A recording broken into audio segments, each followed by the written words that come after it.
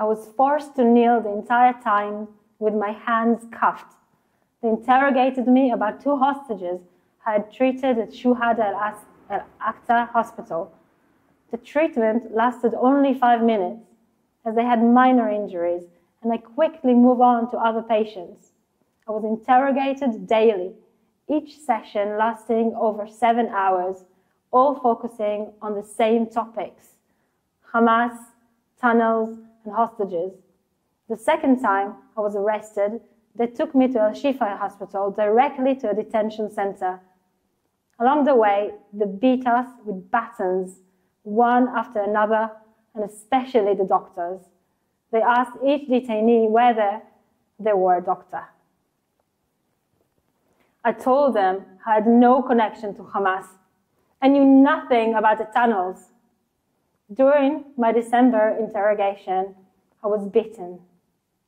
In March, they also assaulted me, and the beating on the way to the interrogation were especially severe.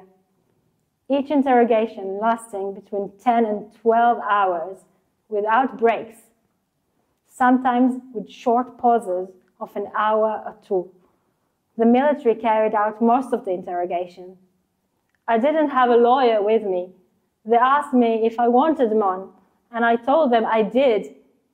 I was informed that my detention would be extended until further notice because I belonged to a terrorist organization, according to confidential information.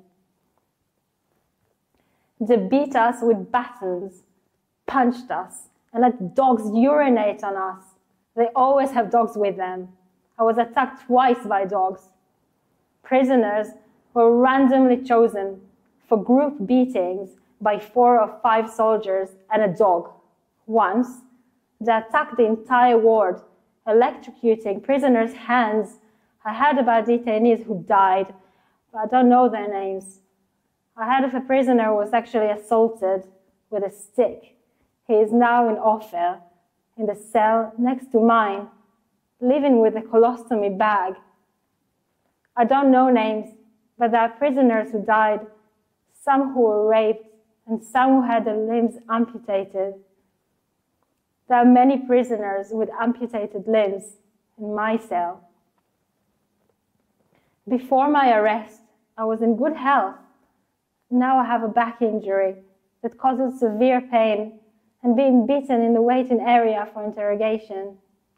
I need painkillers, but they refuse to give me any. Scabies have spread in our cell, affecting 2 prisoners, but they refuse to provide treatment.